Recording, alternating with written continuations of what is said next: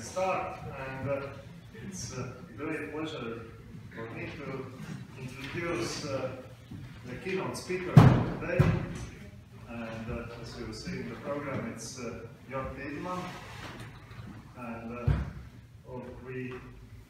he has contributed a lot to the development of language technologies, and to mention some of his contributions is Opus Corpora, what is a very widely used and rich multilingual resource of parallel data. But almost everybody will do something with machine translation is using. He was among key partners in development of Let's MT platform together with Philip Cohen and others. And he works a lot on different language technologies, and now he's from last year professor of language technologies at the University of Helsinki, and he will talk about cross-lingual methods in natural language processing, and particularly to addressing the problem of providing technologies for low-resourced languages. So, the floor is yours. Yes, thank you very much for inviting me. It's a pleasure to be here. So this talk is not going to be about machine translation, which is maybe a bit new for me. It's also not going to be about neural learning or deep learning. So I hope this is still not leading to a very shallow talk, but you will see. So the idea here is to talk about cross-lingual methods for dependency parsing.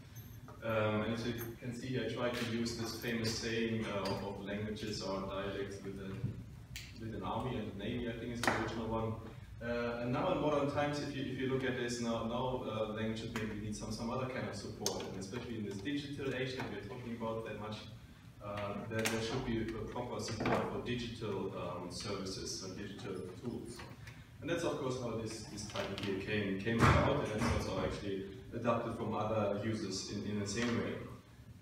So now talking about cross-lingual parsing for low-resource languages, maybe we can go to some motivation first.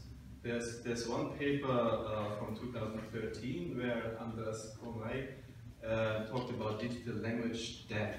Of course, we know as in linguistics this was one of the large topics of people working with low-resource languages, that languages can die if there's no speakers, no support anymore.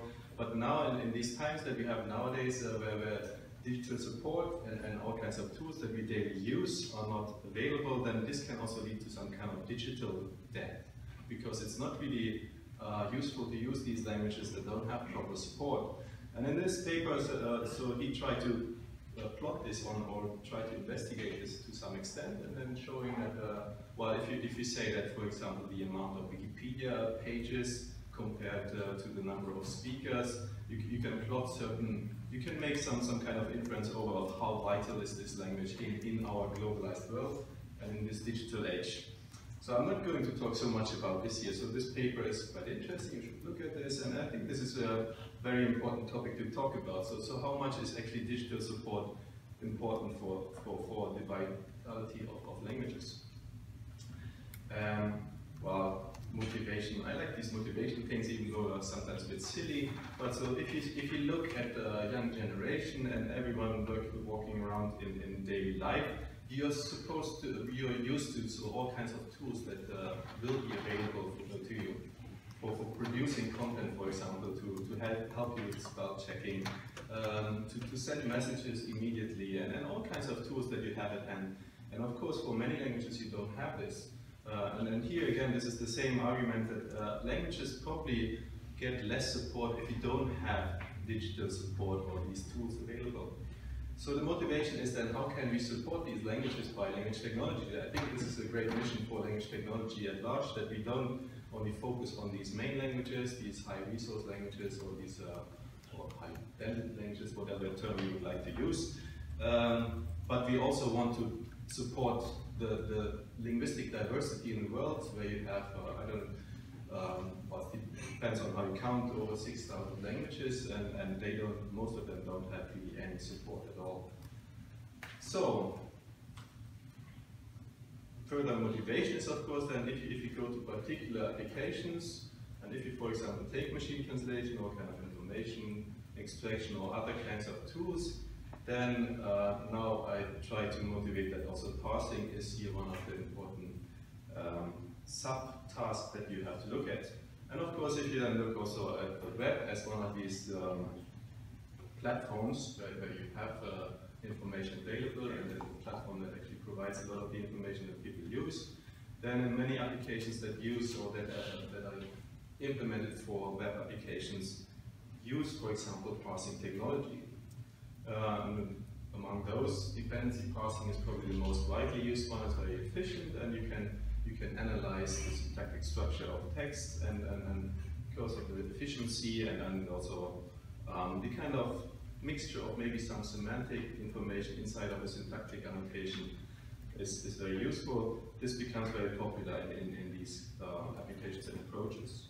And of course now, well, this chart here is actually quite old, so I'm not really sure if the numbers here are correct, and it's difficult to count as well. But if you look at the spread of users on the web, there is maybe some dominance of English still, but you have a large variety of different languages already actively using the internet, and we don't really want to force people to switch over to English to in the end converge to just one language for everyone, but instead language technology should support these different languages, and then we don't have a disadvantage of speaking something else. So the world is not English only, and I think I don't really have to say this here to this audience at all, but just to say that most European languages probably don't fall under these under-resourced label at all. There's many other languages that don't have any kind of support. Okay, so if we then look at parsing technology, most of the efficient tools or these kind of tools that are widely used, they use some kind of statistical parsing models, meaning that you learn the parsing models from data, essentially from Treebanks. So a typical step is that you have to create some kind of a Treebank. So most of the things that we look at are supervised learning techniques. You create a Treebank. I stole this picture from a PhD student in Uppsala. She was working on a Persian Treebank. So you have to annotate some data, then you train the parser. There's several possibilities of doing that, and then you can use that parser for parsing anything new that you have. So this is the typical setup. Now, this is of course time consuming because you have this Treebank annotation that you have to do. And you have plenty of languages where you don't have the funding and the people, the experts to do this kind of basic annotation that you need. So there's many languages where you don't have Treebanks.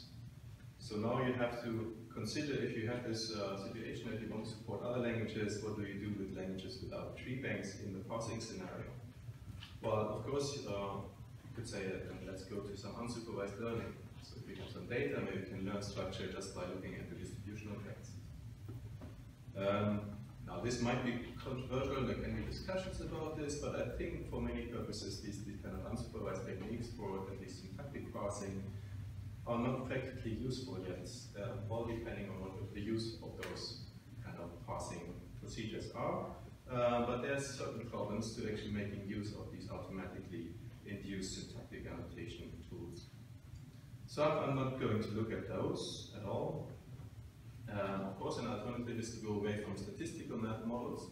And that's also, of course, what people do a lot if you have low resource languages and you have an expert who's defining the grammar of that language. They can write some rule-based system, meaning a handwritten rule-based system, where an expert is defining what to do with that language. So how does the language actually work, in what structure, and how you can analyze this.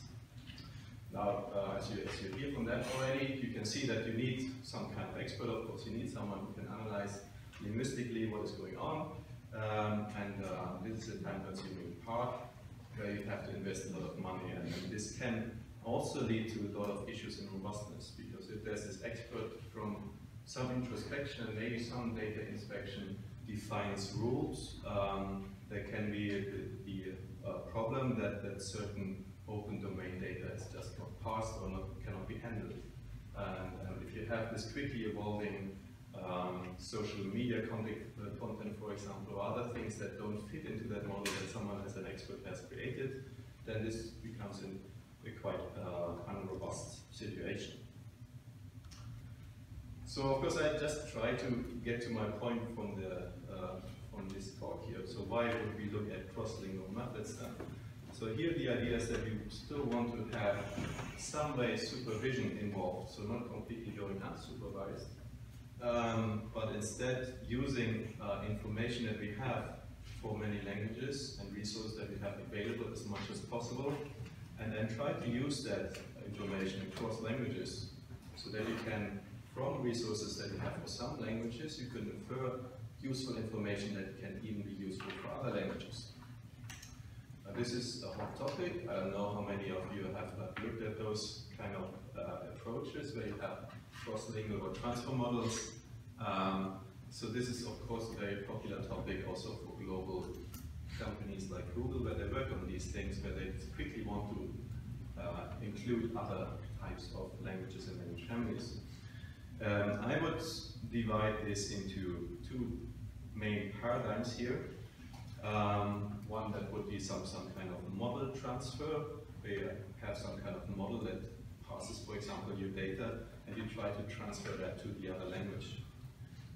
So meaning that you have already a trained model, some kind of abstract representation of that grammar, or whatever you create, and then you want to transfer that to a new language. I will go a little bit about those very simplistic model transfer approaches where, for example, just ignore lexical information. So basically take away language-specific information and try to only use something that you assume to be universal. So that in the end you basically focus on creating a multilingual tool. So something that is universal. And then maybe now I hear already or see some interesting phases. If we're going back maybe to Chomsky and having some universal grammar coming up here. The idea is more pragmatic, saying that what can we use, what kind of universal features can we use across languages to make proper decisions. And if you really want to have some transfer, that means that you don't just want to have this application of one model in another language, but instead you want to include also some kind of adaptation to the target language that can come from different sources. Another model, so another type of models would then go more to data transfer. I call this data transfer, which goes to the ideas of projecting information in the data. So if you have, for example, Treebanks, you try to use that information and project it to some other data sets. Basically, idea would be that you use cross-lingual connections and relations from one language to another, try to transfer that in the data sets that we then later use for training models. By the way, you can interrupt me if there's something that you want to discuss right away. I think we don't have to wait for the end, but if that's okay for the organizers. So anyway, let's move on. Something that you probably always hear when I'm going to talk about something is the fantastic use of parallel corpora. So I've been using the parallel corpora for a long time, and of course the main idea of having parallel corpora is usually you think of machine translation, how to train a translation system, how to use that for training or supporting translation. But in this picture, really, I try to put some other ideas into this use of parallel corpora as well. If you see that the translations actually give you a lot of information about the original language, because now you have it's like a non-intended annotation of the source language, where you try to annotate the source language with this target language, which is another language. You try to see the same meaning, preserve the same meaning and semantics in another language, and you can actually think of this as some natural annotation. It's not much different from other annotations, where you then have maybe some very artificially created formalism, or I don't know what language you define, and then someone is putting down this kind of annotation annotation, but here you have just something that comes naturally, and you will hope that this kind of annotation can be useful for analyzing your source language actually. So there's a lot of ideas of, for example, doing some word sense disambiguation. Maybe you have seen those things. You can infer lexical information from translation knowledge that tries to explain the semantics of some lexical items, for example. What I will be looking at is mainly those two things here, and that is the way of transferring information by annotation projection. So if you have translation file data sets, you can hope that there's also a lot of correspondence from a structural point of view, and that you can transfer or match things from one language to another. And this can then lead for bootstrapping tools. But it can also, of course, be used, for example, with some kind of cross-lingual research where you see what kind of structures are actually used in different languages. So there's other uses as well.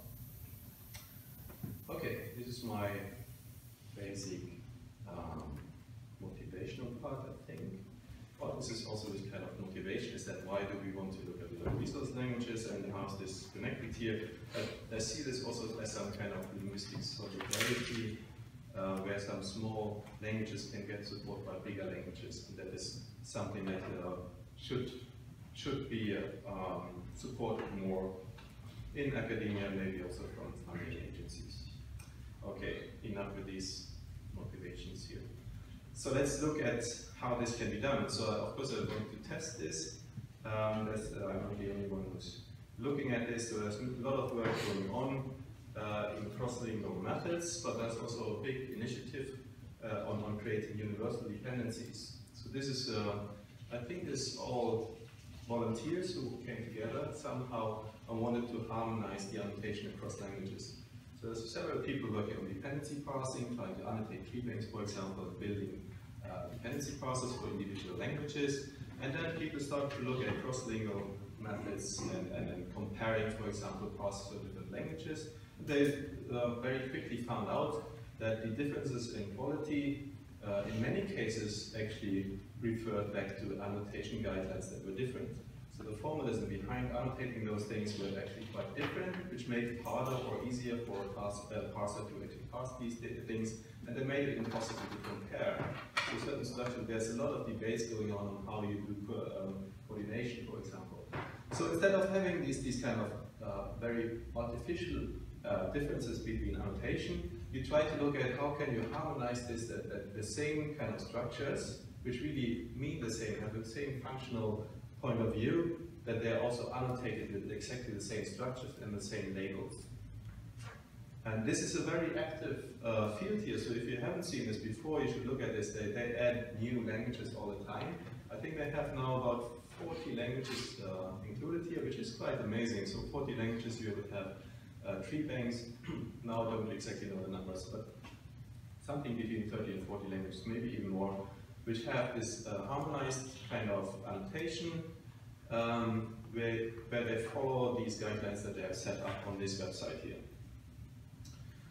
which is a very nice, useful resource for any kind of experimentation.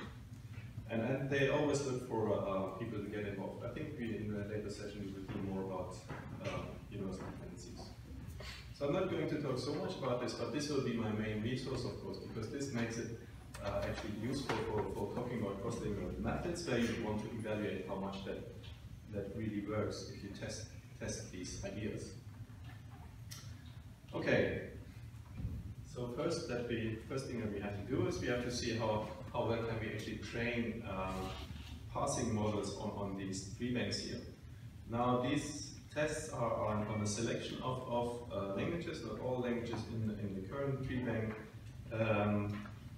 and there's new versions coming up all the time. So now they have version 1.3. I think every 6 months they release a new version. So they also have a tight schedule on releasing new versions of the collection.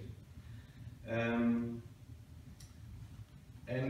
well, I will show quite a few numbers, and maybe if you're not really working on parsing, and specifically on dependency parsing, maybe this might be a bit confusing, but one of the main scores that people report is labeled attachment scores, and this means that how many of these relations between words that have labels are correctly attached and have the correct label. And then this is the LAS score, which I highlighted here, so this will be my main metric in comparing results.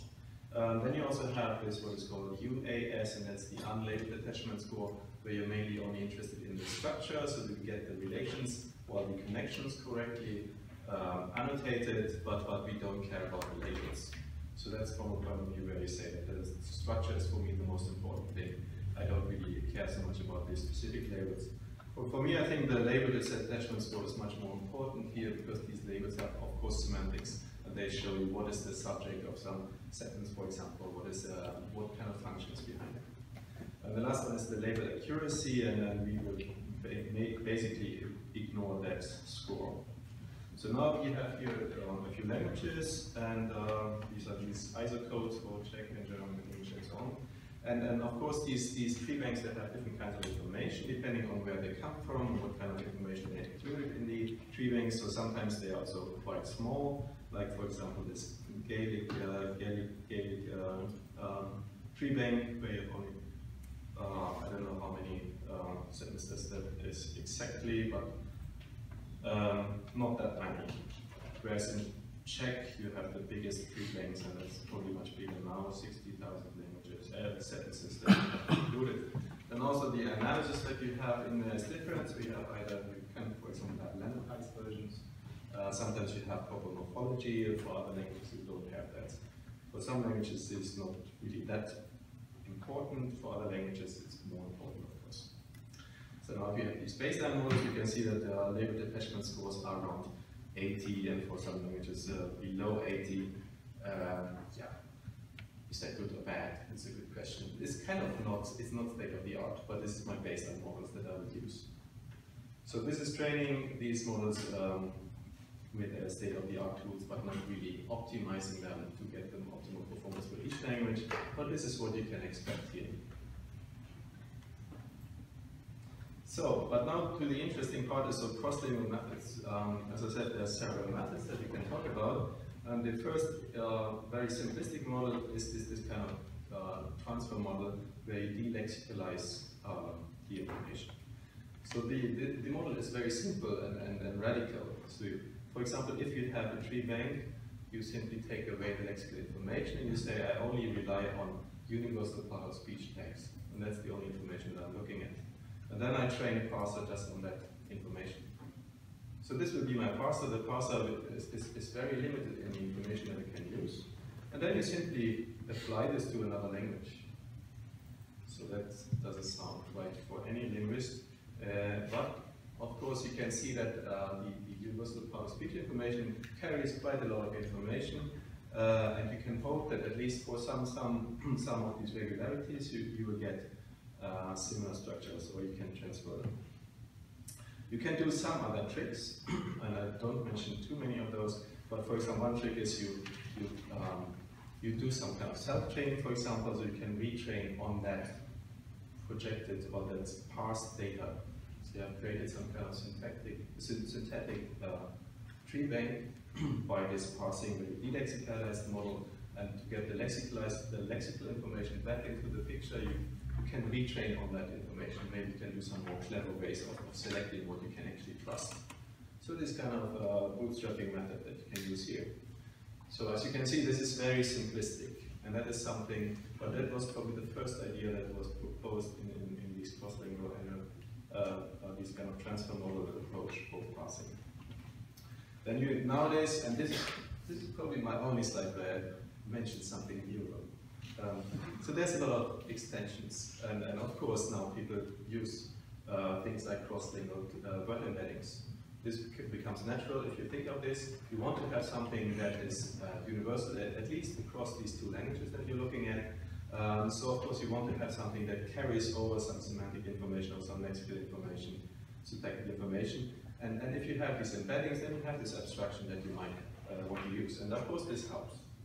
So these are extensions what you can do. You can use from multiple sources transfer. You can use these some kind of word clusters, for example. You can use lexical information or any kind of target language adaptation where you know something about the word order in the target language, or maybe some preferred syntactic structures and so on. So there's a lot of work, it's too much to go through, but so many things can be done for these transfer models. But if you just look at these delexicalized models, so here are a lot of scores that you can get for just crossing all these different languages. You can see what happens. And well, maybe not that surprising, but for languages which are quite closely related, like for some Romance languages, for example, you can see that from this simplistic approach, it actually works quite well. Of course, the scores drop quite dramatically, so this is label detachment scores, and you don't have these 80s anymore. But having something in the 60s is actually more surprisingly better than you would expect. But of course, these languages are quite related. If you then look at, for example, another extreme, going from Finnish to other languages and from languages to Finnish, you can see that there's a dramatic drop in the performance here. Maybe also not so surprising, especially if you see that the morphological information is really important to make some proper decisions, and you wouldn't have that. Okay, but even though if you look at these numbers, they look actually quite encouraging. So people have continued working those models. The problem here, for example, is that you evaluate things on gold standard test data, which means that you assume that you can have the perfect part-of-speech labels on your data. So this is, of course, biasing your result quite heavily if the only information is the part-of-speech tag that you have, and if you assume that you can perfectly assign those to some text, then this might give you the wrong picture. Okay, so now we're looking at monolingual parsing again. So if you have all information available, we have these numbers for label detachment scores. If you only use the universal part-of-speech text, this still works quite well for the monolingual case. So if you have also lexical information available. And of course you have a drop, and in some languages more. For example, in Finnish and Hungarian you have quite a huge drop, and that's because they have a rich morphology, and then this information is lost afterwards. But if you then go to delexicalized models in the same language, so you look at the same language, you don't do this cross-lingual stuff, you can see that there's really a huge drop if you predict these labels. Oh no, wait, if you only use those. Oh, sorry, I'm jumping forward. So if you only use these, then you have a drop. Well, okay. But then if you want to predict the labels, and we only want to look at the monolingual case, and we maybe more quickly can go through this. So if you predict part-of-speech and morphology, we can see that this really influences your decisions quite heavily. So this does some has impact. It might still work quite well, especially if you also compare only those models that only use the universal part-of-speech text. You can see that the drop is not that dramatic from having the gold standard part-of-speach text to the predicted ones. But once you go to delexicalized models, you can see that there's a dramatic drop. So now if you rely on unreliable information, and that's the only thing that you can do, it's not going to work well anymore. Okay, quickly looking at those numbers again. So this is the drop in performance if you predict the part-of-speech labels on the cross-lingual case.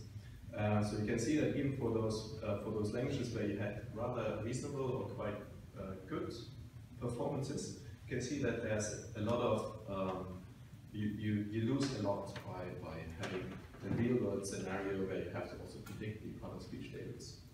So this is something that you have to bear in mind. And then also, if you look at some languages where it actually performs quite poorly from the beginning, you also have a dramatic drop there. So it's really, this is becoming quite useless. So this all, I think, should, for me at least, say that you should be careful with these delexicalized or multilingual transfer models. And instead, I would rather go for something different. So this is something that I want to talk about. The remaining part, there's no clock, but I have still no time. Yeah. Okay, so let's look at annotation projection, which I think is much more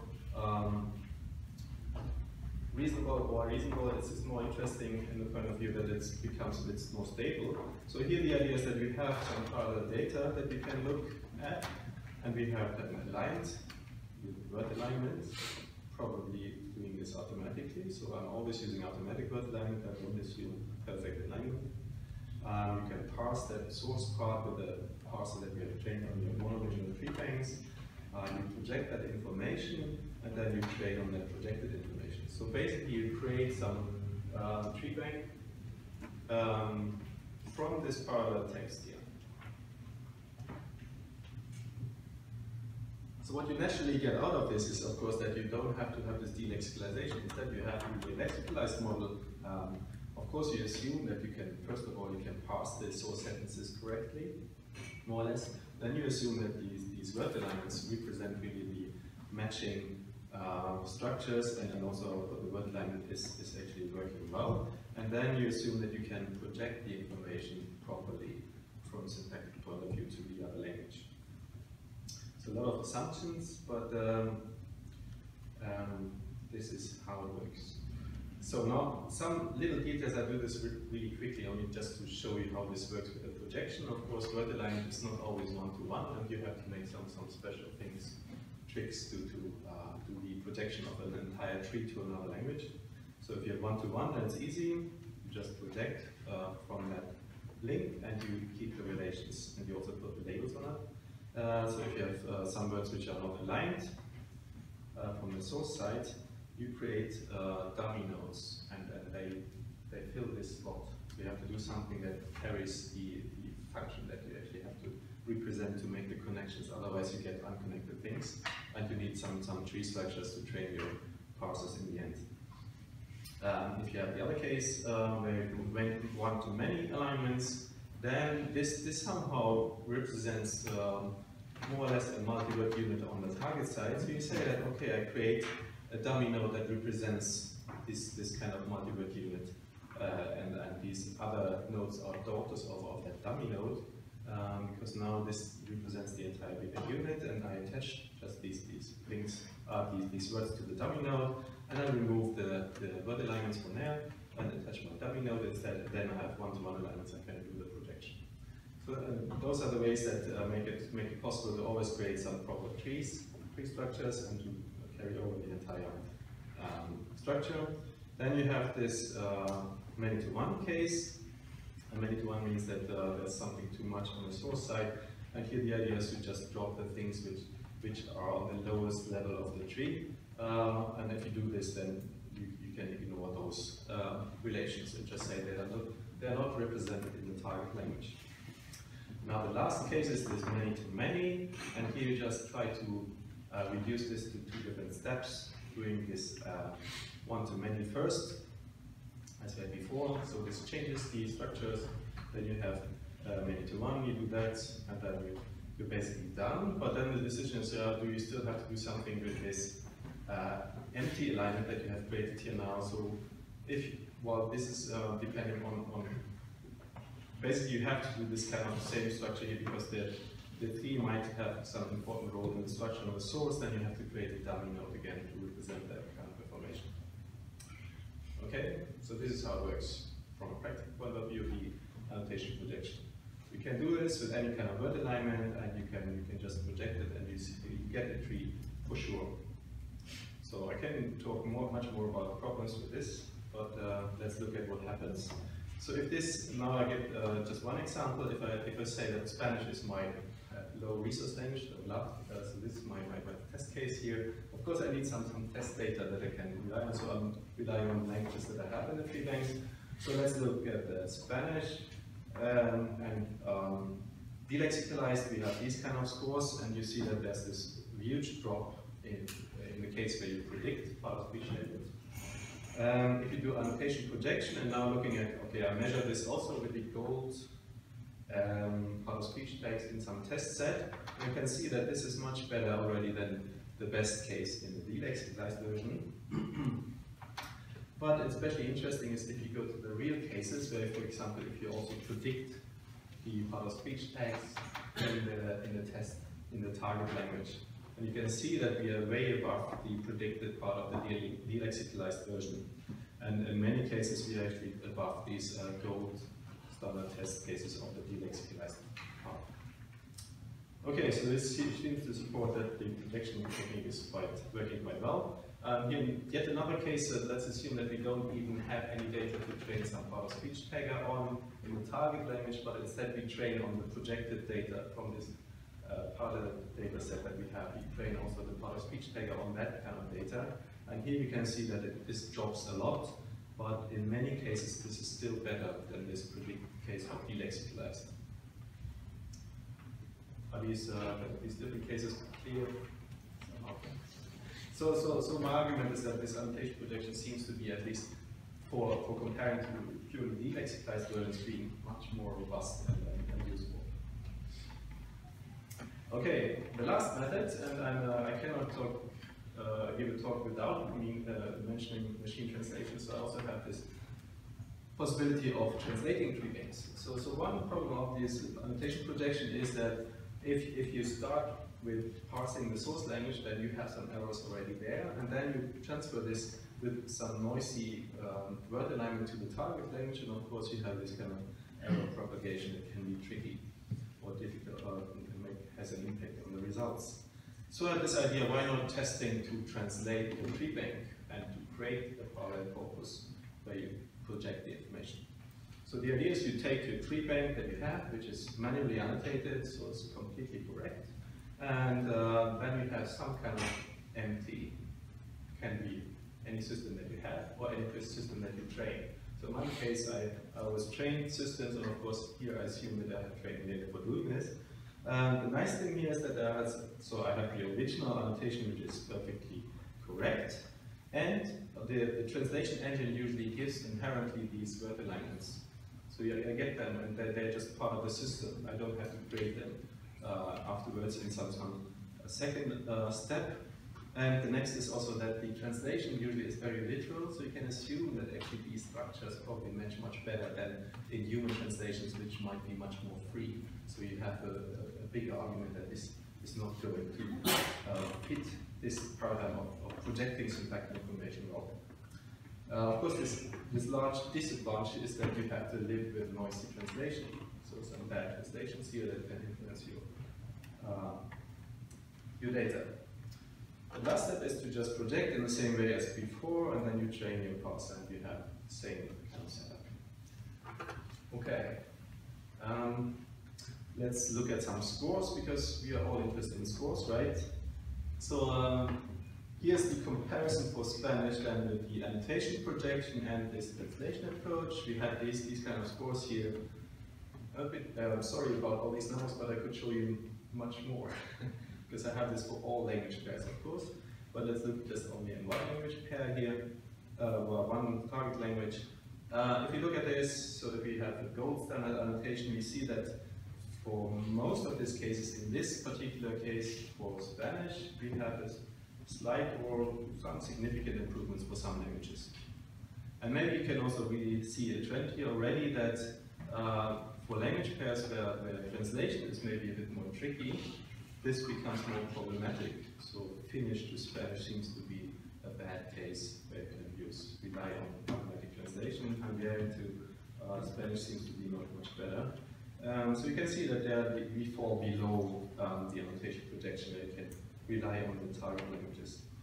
Also for predicted, you can see this is better than the predicted part of annotation projection.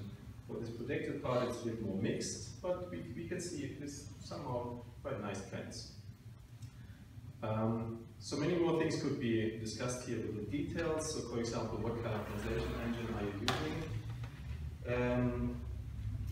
I have to hurry up. So we don't discuss only those things. So I have open questions and which I wanted to address. So let's see how much I can do in these 3 minutes. But we can also discuss more in maybe some questions later. So one question is, how much data do we need? We say we want to do this for low resource languages, but then I say, okay, I have my other data. So where do they come from? And how much do I need? If I use translation, where does the translation engine come from? Then there are some other factors that, for example, how well does this correlate with the part of speech tagging accuracy that I was talking about? How well does the word alignment have to work? And what kind of translation quality do we need for the translation approach? How much does that work for related languages versus not or less related languages? And then the big question is, does it make sense at all if you have these number 60, 69 related attachment scores? Is that really useful for anything? Does it make sense to have this kind of approach? Okay, let me see what I can say very quickly. How much data do we need? So if we do this annotation projection, the answer is we don't need a lot. As you can see here in these learning curves, but they level out quite quickly. Probably because they cannot really learn much more than, but for getting that level that I can reach, I reach that usually with maybe less than 40,000 or 30,000 sentences. I still call this a small data set. For MT purposes, this is definitely very small. Maybe for some languages this is still quite big, but 30,000 translated languages that you can rely on. And then you project, and this seems to work to the extent that you can work with these projected things. Okay, impact of part of speech tagging. How well does the part of speech tagger have to work to make this properly work in the cross-lingual case? And here I projected the correlation between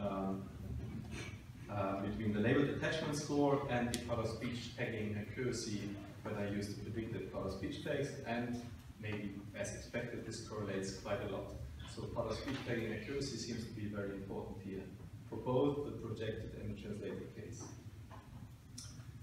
If we show this slightly different, then how much does it drop the performance if we predict the scores instead of having gold standard scores? This is a bit more blurred, but you still have this kind of correlation.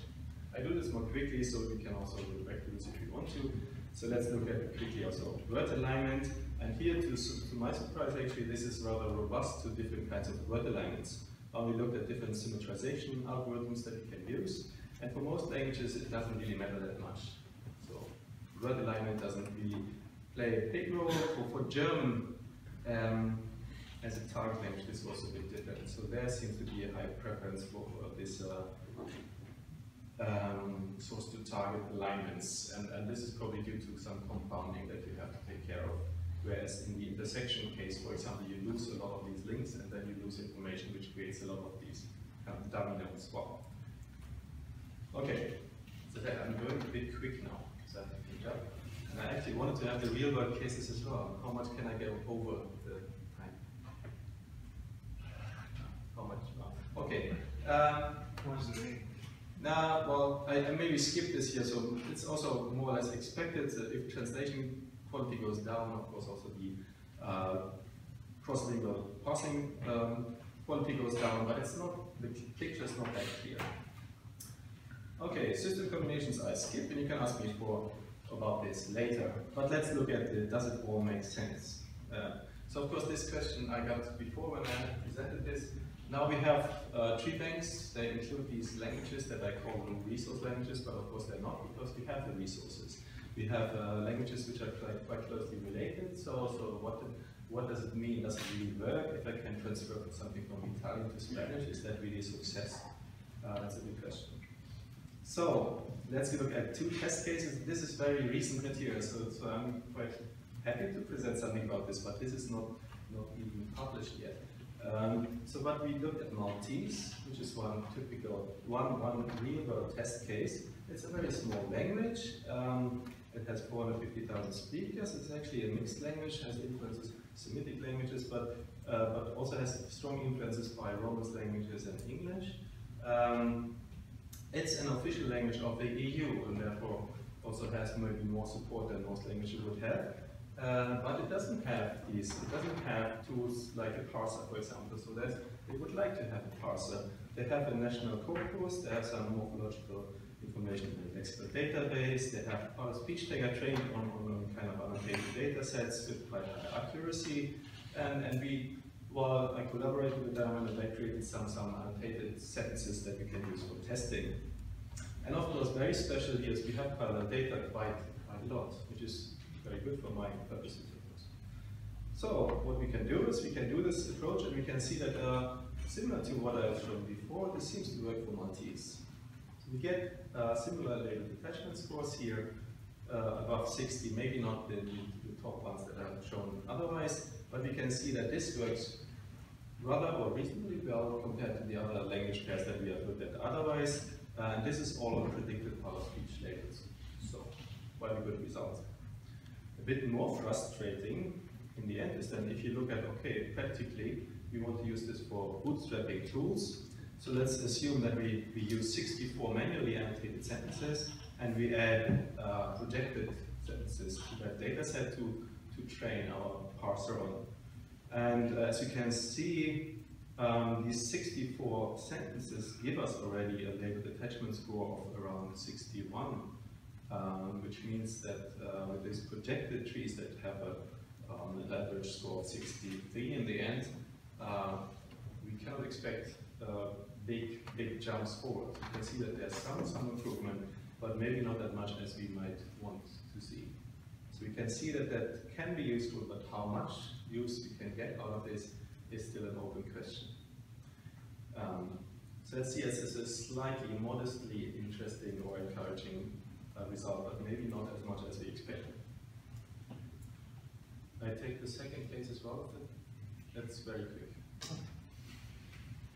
So I think that's a more interesting case because it's really a low resource languages where there's not much available. And here I'm really happy that you could use information from different places where I didn't expect it or didn't, well, where it's not maybe that common to use it from. So there's this little language English in the Caucasus area where they don't have Taggers parser file data, they don't even have a lot of written data available, but these 300,000 speakers, they live in that region on the map there.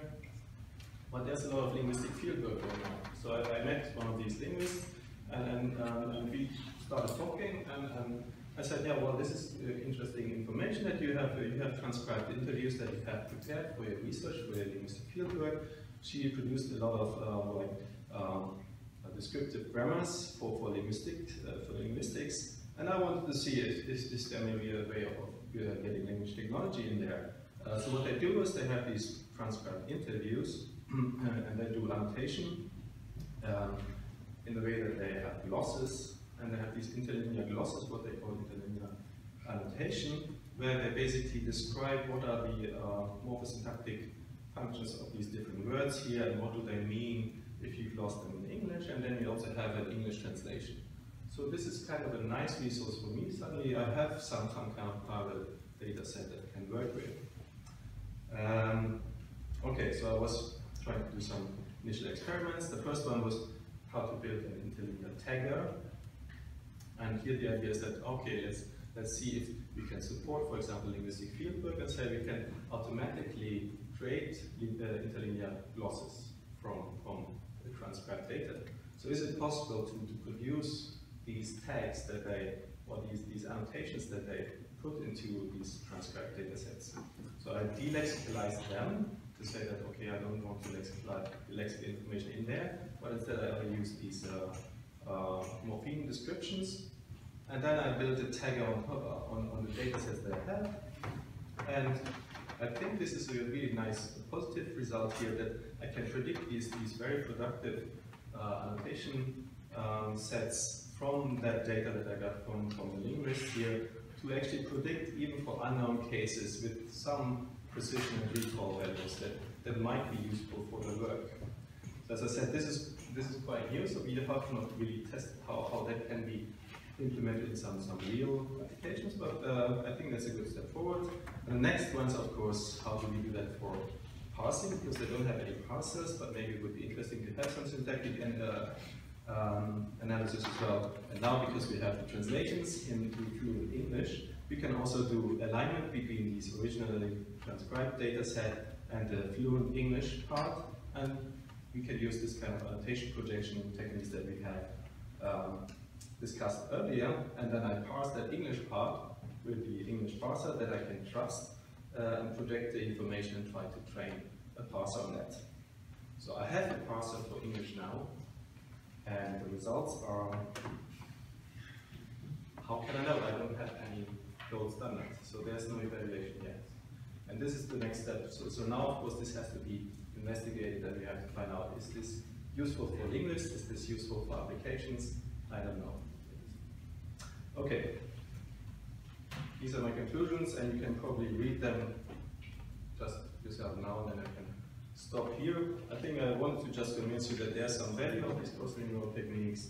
There might be interest in linguistics, and I think we should support low-resource languages, and this might be a way to bootstrap things.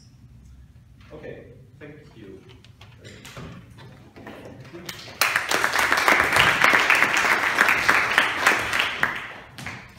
Yeah, so let's have some questions now. Any question? Yeah, please. Thanks. A question on a broader topic. Do you have any experience now, any positive experience with projecting the annotations on unannotated data? I mean, you claim that unsupervised learning is not yet usable in practice. What about semi-supervised?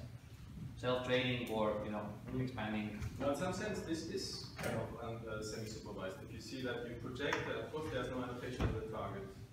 But I don't know if you mean something different. I mean, lots of unannotated texts in the same language. I mean, people have worked on self-training, for example, a lot, and on using unannotated data to improve tools. And it's probably difficult to say some general claims, but in many cases you get some improvement. But in many cases also very modest and small improvements, which I don't know, it's difficult to say. And I think my conclusion from that experiment on Maltese somehow show that, oh, there was that, probably it's wiser to pay some people to make some annotations instead of doing some fancy unsupervised learning.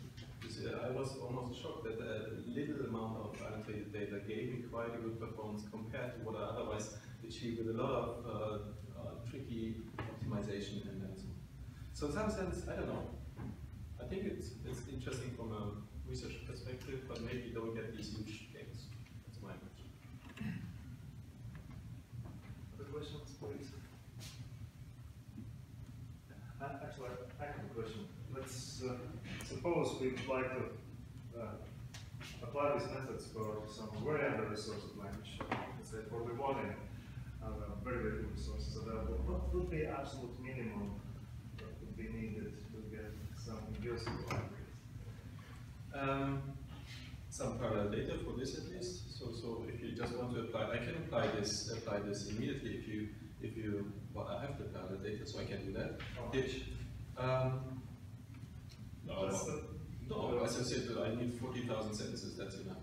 But I think the most crucial point is if you want to evaluate this, you need some gold standard data that you can use for evaluating, or someone else has to evaluate this by hand. So if there's an evaluation set, so I hope that if you have some later session where there's some smaller tree banks of some really under-resourced language, then I can just jump on that and say this is another test case I would like to look at. And well, the whole thing, I think, becomes really interesting when you have closely related languages and one just is not supported at all. Maybe you have some dialects, as I had in the beginning. So you want to support these little dialects, but they have very strong overlaps in the syntactic structure. I think then it works well. And you apparently don't need a lot of resources. Another question? Okay, we have a bit out of time, so let's thank the keynote speaker again. I think we need a bit of oxygen. Let's have a 5-minute break when we start the final session, and yeah,